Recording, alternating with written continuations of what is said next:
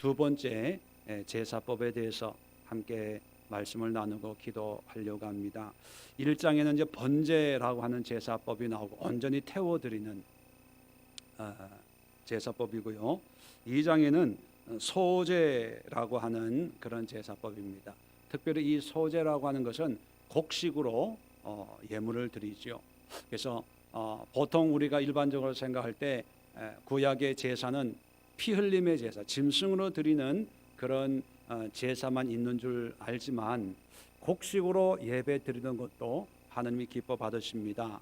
자, 이걸 잘 이해하지 못하고 어떤 분은 가인과 아벨, 하나님은 왜 아벨의 예배를 받고 가인의 예배를 받지 않았을까? 어떤 분은 이렇게 설교하는 걸 제가 직접 들었습니다. 아벨은 양치기였기 때문에 양으로 제사 드렸잖아요. 그래서 피의 제사를 드렸고, 가인은 하나님의 뜻을 분별하지 못하고 그냥 편하게 자기의 농사지은 곡식으로 예배를 드렸다. 그래서 하나님이 피의 제사가 아니어서 하나님이 받지 않았다. 이렇게 해석하는 분도 있습니다. 그것은 옳지 않습니다. 하나님이 피의 제사든 짐승으로 드리는 제사든 곡식으로 드리는 제사든 하나님 받지만 창세기 4장에 보면 분명히 가인과 그의 제물, 아벨과 그의 제물, 그 삶을 받으시는 거죠. 그래서 불평하는 가인에게 하나님이 그런 말씀을 합니다. 네가 선을 행하면 어찌 낯을 들지 못하겠느냐. 죄가 너를 지배하려고 할 때 너는 죄를 다스려라. 하나님이 안 받으시는 것은 그의 죄 때문에 안 받은 겁니다. 오늘 성경에도 보면 곡식으로 드리는 예배, 소제를 하나님이 받으세요. 그렇다면 이 소제의 의미가 뭘까? 4가지로 함께 살펴보고 우리의 삶의 소제의 예배를 생각하면서 함께 기도하는 시간 가지려고 합니다. 첫 번째, 이 소제라고 하는 것은요, 말 그대로 곡식입니다. 곡식은 어떻게 수확을 합니까? 땀 흘려야 돼요. 수고를 해야 돼요. 근데 왜 수고를 해야 됩니까? 수고하는 이유가 뭡니까? 먹고 살기 위해서요? 아니에요. 죄를 졌기 때문에 하나님의 형벌이에요. 형벌. 우리의 모든 수고는 하나님이 주신 우리의 땀 흘리는 수고, 가시 엉겅퀴가 나는 이 땅에서 수고를 해야 먹을 수 있도록 하나님이 우리를 벌 주셨기 때문에 우리가 수고를 해야 되는 거죠. 그렇다면 이 곡식이라고 하는 것은 하나님의 벌 주심에 대한 열매들이거든요.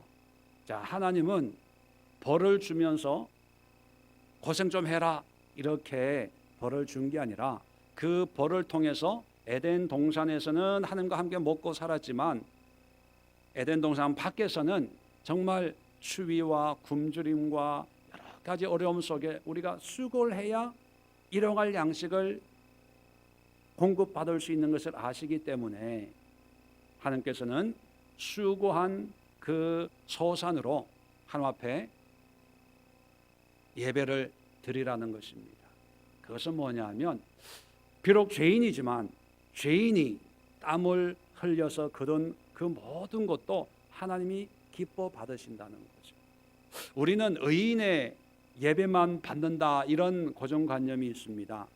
그 말도 맞아요. 그러나 죄인으로서 하나님의 뜻에 순종해서 하나님의 뜻 가운데서 열심히 수고한 그 수고의 열매들을 하나님 앞에 올려드릴 때 하나님은 그것을 기뻐 받으신다는 것입니다. 그래서 우리가 첫 번째로 기도해야 될 것은 뭐냐면 우리의 모든 범사에서 우리가 수고하잖아요. 가정에서, 직장에서, 일터에서 하나님은 이런 모든 수고까지도 연락받기를 원하세요. 꼭 짐승의 피를 흘려서 짐승을 태워서 내 죄를 거기에 전가시켜서 이런 영적이고 신령하고 또 어떤 형식적인 어떤 예배의 모양과 모습도 기뻐 받지만 우리가 연약해서 부족해서 하나님의 형벌 가운데 있습니다. 그러나 그 속에서도 하나님의 뜻을 이루어 갈 때 그 작은 곡식 한 종자 또 뭐 농산물 수확한 거 그것까지도 하나님은 기뻐 받으십니다. 그래서 2장을 읽어보면 이 소재를 얘기할 때 계속 반복되는 단어가 있습니다. 그것은 뭐냐면 기념물, 2절에도 있죠. 기념물로 제단 위에 불사를 지니. 자, 그리고 또 중간에 쭉 보면 9절에도 소재물 중에 기념할 것을. 기념이라는 단어의 의미가 뭡니까? 기념한다는 것은 뭐예요? 작은 거지만 그것이 전체를 상징한다는 거죠. 곡식이 소재라고 하는 것은 곡식으로 드리는 건데 비록 작은 곡식이지만 이것이 기념이에요. 기념, 뭔가를 상징한다는 거죠. 그것은 뭐냐면 비록 하나님의 죄악 가운데서 우리가 수고를 해야 되고 나의 연약한 가운데 있지만 그러나 그 약함 속에서 하나님의 뜻 가운데 열심히 살아가고 있는 그 삶까지도 하나님은 기뻐 받으신다는 거예요. 그러니까 여러분 이것은 우리에게 소망을 주는 거예요. 남들처럼 당당하고 떳떳하고 뭐 굉장한 일을 해서 그 열매를 드리면 하나님이 기뻐 받으시겠죠. 그러나 그것만이 아니라 연약하고 부족하고 하나님의 뜻대로 잘 살지 못하지만 그래도 하나님의 뜻 가운데 살려고 노력하고 수고한 그 작은 수확물, 결과물도 하나님 앞에 드릴 때 그것이 기념이 되는 거예요. 아, 얘가 이렇게 나를 섬기는구나. 두 번째 의미는 뭡니까? 성경을 읽어보면 2장 1절은 고운 가루, 곡식을 이제 빻아서 가루로 만드는 거죠. 4절에는 내가 화덕에 구운 것으로, 화덕에 구운다는 것은 뭐 떡처럼 빈대떡처럼 이렇게 구운 걸 얘기하는 거죠. 5절에 보면 철판에 붙인 것으로, 이건 철판은 뭐 이렇게 기름 바르고 뭐 호떡처럼 구웠나 하여튼 뭐 그런 걸 의미하고, 7절에 보면은 내가 냄비의 것으로, 이건 국처럼 뭐 끓여가지고 한 것으로, 그러니까 곡식으로 우리가 수고한 곡식을 가지고 만든 모든 음식을 하나님은 소재로 연락받기를 원한다는 거죠. 그 얘기는 뭐냐면 여러분 우리가 먹고 마시고 하는 이런 것은 일상적인 거죠. 그렇게 특별한 게 아니에요. 양을 가지고 제사장에게 가고 뭐 피를 흘리고 이것은 좀 이제 의미가 있고 특별한 행위다라고 생각을 하지만 우리가 빈대떡 해 먹고 뭐 부쳐 먹고 찌개 끓여 먹고 뭐 이런 것은 우리의 일상입니다. 일상. 그런데 왜 이런 것도 하나님이 받으세요? 국도 받으세요. 빈대떡도 받으세요. 그냥 가루도 받으세요. 그 의미는 뭘 기념하는 걸까요? 우리의 삶의 모든 환경, 상황, 현장, 모습을 다 하나님이 기뻐 받으시는 거죠. 그렇다면 이 소재를 통해서 우리가 깨달아야 될 게 뭐냐면 우리의 모든 삶의 모든 모습이 뭐가 될 수 있다? 예배가 될 수 있다는 거예요. 국도 먹으면서 그게 하나님을 예배하는 거라고 생각하는 사람이 있을까요? 그냥 식사하기 전에 그냥 감사기도 하나 드리고 그냥 끝나요. 짜다, 싱겁다, 뭐 물이 이렇게 많냐, 뭐 이렇게 껄쩍지근하냐, 뭐 그러지만 우리끼리는 그러지만 하나님은 그 국찌개, 빈대떡 그리고 가루 이것까지도 우리의 삶의 예배로 흠량하기 받기를 원하신다는 거예요. 이게 얼마나 참 자상하신 하나님입니까? 그래서 예수님도 삶의 공생애를 보면 유대인들이 안식일을 안 지키고 안식일에 병자를 고치고 뭐 손 씻지 않는 율법을 어기면서 음식 먹고 이 꼬투리를 잡았지만 예수님은 모든 삶 24시간 365일 만나는 사람 또 말씀을 가르치고 굶주리는 사람들에게 오병이어의 기적을 행해서 그들을 먹이고 풍랑을 잔잔케 하고 하는 모든 삶이 예배자의 삶으로 사셨다는 거예요.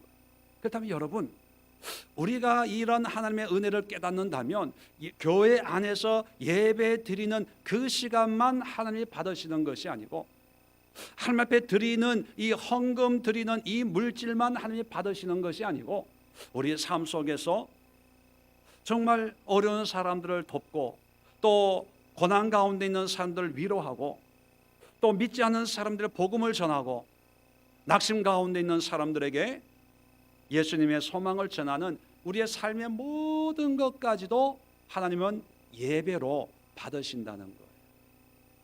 세 번째는 뭐냐? 자, 곡식은 곡식인데 그냥 드리는 것이 아니라 세 가지를 첨가를 해야 됩니다. 그게 뭐냐면 1절에 보면 그 위에 기름을 붓고 또 그 위에 향기 나는 유향을 놓습니다. 그 다음에 13절에 보면 내 모든 소재물에 소금을 치라. 하나님의 언약의 소금을 내 소재에 빼지 못할지니 내 모든 예물에 소금을 드릴지니라. 특히 이 소재 곡식으로 드릴 때는 기름과 유향과 소금을 첨가해서 드리라는 거예요. 자, 이것이 뭘까? 여러분, 기름이라고 하는 것은 하나님의 은혜를 상징합니다. 향이라고 하는 것은 하나님의 기쁨을 상징하는 거예요. 향기로운 예물로. 향을 뿌리는 건 사람이 좋게 느끼게 하기 위함이 아니라 하나님이 향기로운 냄새로 연락해 주세요. 그런 의도로 뿌리는 거죠. 소금은 어떤 의미일까요? 변질되지 말라는 거죠. 썩지 말라는 거. 소금에 상징하는 것이 한결 같은 거죠. 그리고 그 맛을 내는 것. 그래서 예수님도 우리에게 빛과 소금이 되라 그렇게 말씀하셨습니다. 자, 그렇다면 모든 것이 다 예배가 되는 게 아니라 그 가운데 세 가지 요소가 포함이 되어 있어야 됩니다. 하나님의 은혜, 임재. 이건 뭐냐면 하나님의 이름으로, 예수님의 이름으로 하는 것만이 하나님의 영광이고 예배라는 거예요. 세상 사람들 보면 예수님 안 믿는데 선한 일 하는 사람들 참 많습니다. 그러나 그것은 하나님과 관계가 없어요. 왜? 하나님의 이름으로 행하는 게 아니기 때문에. 모든 것은 하나님의 기름 부으심. 그리고 유향은 어제도 말씀드렸지만 모든 번제나 예배는 누가 기뻐하고 만족하기 위한 예배입니까? 하나님이죠. 하나님께 드릴 향기로운 냄새다. 유향이라고 하는 것은 사람들에게 좋은 느낌을 주기 위함이 아니라 하나님을 기쁘게. 그래서 모든 우리의 보험사의 목적은 뭐냐면 내가 먹고 잘 살고 잘 먹고 내가 만족을 위해서 수고하고 농사 짓는 것이 아니고 하나님의 기쁨을 위해서. 왜요? 말씀드린 것처럼 수고하는 것은 하나님이 우리에게 주신 형벌이거든요. 그러니까 그 형벌을 잘 감당해서 그 형벌 준 하나님의 마음을 풀어주는 거예요. 그래서 여러분 직장 생활을 할 때도 내가 이거 해가지고 먹고 살아야 되나 이렇게 생각하면 비참하게 돼요. 그러니까 이 일을 하나님이 비록 내 마음에는 내 적성에는 안 맞는 것 같지만 하나님이 이 직업을 주셨으니까 이걸 통해서 하나님의 영광을 드려야 되겠다. 그래서 하나님 한 달을 살고 이렇게 월급을 받았습니다. 하나님 영광 받아주세요. 그게 유향을 뿌리는 거예요. 냄새가 하나님의 은혜의 냄새가 나야 된다는 거죠. 세 번째는 소금은 뭡니까? 변하지 말아야 된다는 거예요. 왔다 갔다 왔다 갔다. 소금을 넣었는데 어느 날은 싱겁고 어느 날은 짜고 이런 건 없잖아요. 소금이 들어가면 반드시 그 맛이 있고 그리고 소금은 썩지 않도록 변질되지 않도록 우리의 마음을 지켜주는 거예요. 왜 소금을 쳐야 될까? 요즘엔 냉장고가 있는 시대지만 당시에는 냉장고나 이런 보관 시설이 없잖아요. 짐승을 그냥 태워버려요. 태우니까 그냥 간단히 끝나요. 그런데 이 곡식이라고 하는 것은 농사를 지었다가 뭐 몇 달을 때로는 1년을 보관을 해야 되는데 이게 많이 상할 수 있거든요. 그것처럼 우리의 마음도 지금은 괜찮아 이제 예수님 잘 믿을 거야 하지만 이게 내일 어떻게 될지 모르니까 우리의 이 삶에도 소금이 쳐져야 된다는 거죠. 변치 않는 그런 은혜로 하나님 앞에 드리는 것만을 하나님이 기뻐 받으시고 반대로 또 들어가서는 안 되는 게 있어요. 11절에 보니까 이런 말씀이 있습니다. 너희가 여호와께 드릴 모든 소제물에는 누룩을 넣지 말지니 너희가 누룩이나 꿀을 여호와께 화제로 드려 사르지 못할지니라. 자, 누룩, 꿀. 누룩이라고 하는 건 성경에 보면 죄를 상징합니다. 작은 양이지만 전체 영향을, 이게 작은 죄도 용납하지 마라, 그런 의미고, 꿀은 왜 넣지 말라 그럴까? 꿀을 넣는 것은, 우리가 일반적으로 음식할 때 꿀을, 설탕을 넣는 것은 어떤 의미입니까? 누구 입에 먹기 좋게 만들기 위함이에요. 우리. 그러니까 이 당시에는 설탕이 없었으니까 아마 꿀을 넣어서 달짝지근하게 해서 우리가 먹기 좋게, 그러니까 사람 중심으로 너 생각에 네가 좋은 대로 하지 말라는 거예요. 내가 보기에 좋고 내가 보기에 싫으면 이거는 좋은 거 안 좋은 거 판단하지 말라는 거예요. 철저하게 하나님의 기준으로, 하나님의 방법으로, 하나님의 뜻 가운데 우리의 삶의 모든 수고와 소산을 드리지, 이게 하나님이 기뻐하실까?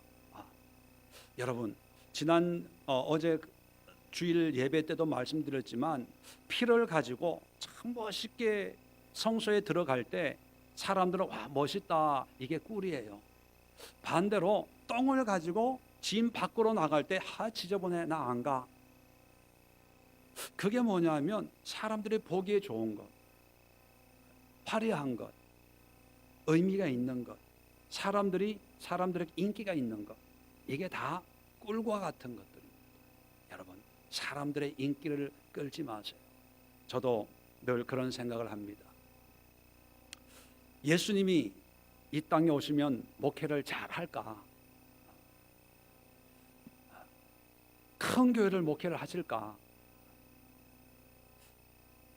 저는 사람들이 호기심, 관심은 많지만 예수님도 저보다 더 작은 목회를 하지 않을까? 왜요? 12명 목회했는데 그 중에 한 사람은 또 이렇게 실족했으니까. 이 시대에 오셔도 예수님은 아마 그런 목회를 하지 않을까? 왜요? 그 예수님 앞에 은혜 받을 사람이 그렇게 많지가 않을 것 같아요. 왜? 자꾸 찔리니까. 말씀 앞에 성경을 읽어도 우리가 찔리는데, 예수님 앞에 당당하게 예수님, 내가 주님을 믿습니다, 따르겠습니다, 끝까지 주님을 배신 않겠습니다, 이럴 사람이 과연 얼마나 될까?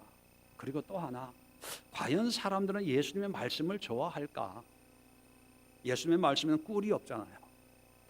쓴 말씀, 찔리는 말씀, 가슴을 후벼 파는 말씀, 회개하는 말씀, 꿀이 없어요. 꿀이 없으니까 사람이 안 모여요. 벌도 없는데 사람이 모이겠습니까? 여러분, 그걸 생각하면서 우리 삶 속에, 신앙 속에 얼마나 많은 꿀들이, 조미료가 쳐져가지고 위로받으려고 그러고, 칭찬받으려고 그러고, 인정받으려고 그러고, 사랑받으려고 그러고, 잘했다는 말 한마디 받으려고 그러고. 목회할 때, 큰 교회에서 목회할 때 한 몇천 명 되는 교회에서 목회할 때요, 누가 그래, 목사님 그냥 성도들 보면 잘했다 칭찬 한마디만 해주면 돼요. 하나님이 당신을 사랑하는 것 같아요, 당신의 기도를 하나님이 들으신 것 같아요, 한마디만 해주면 성도들은 위로가 된대요. 그 말 들으면 언뜻 맞아요. 그런데 그것은 온전한 건강한 신앙을 만들어가는 방법이 아닙니다. 제가 볼 때는. 오늘 이 시간 이 네 가지를 앞에 놓고 우리가 기도할 텐데요, 우리의 삶을 주님 앞에 드려야 됩니다. 우리 삶 가운데는요, 정말 남들에게 얘기하지 못하는 그런, 우리가 남모르게 수고하고 애쓰고 노력하는 그런 삶의 모습도 있습니다. 근데 사람들은 인정을 안 해도요, 하나님 그것까지 받으세요. 화려한 거, 멋있는 거가 아니라 그것까지도 다, 그게 소재. 우리가 국 먹는 것도, 전 부쳐 먹는 것도 다 하나님이 받으시거든요. 그러니까 하나님은 모든 걸 받는데 조건이 있어요. 기름이, 하나님의 임재의 은혜가 있어야 되고, 하나님이 기뻐하시는 향기가, 예수의 향기가 있어야 되고, 그리고 그 마음이 변치 않은 한결같은 그런 일편단심에 그게 믿음이죠. 믿음이 있어야 되고 거기에다가 죄가 많은 죄도 없고 그리고 인간적인 세상적인 화려한 맛있는 달콤한 인간의 어떤 소욕이 없이 전적인 하나님의 은혜만이 있는 그런 우리의 삶을 원하시고 그것을 날마다 소재로 연락받기를 원하시는 하나님을 오늘 같이 기도하면서 이 네 가지 기도 제목을 하나씩 여러분 삶에 적용하면서 회개할 건 회개하시고 또 도전받을 건 도전받고 또 결단할 건 결단하시고 또 하나님 앞에 간절히 고백할 수 있는 그런 점들은 고백하면서 이 시간 함께 기도하도록 하겠습니다. 기도합니다. 좋으신 하나님 감사합니다. 두 번째 시간 레위기 2장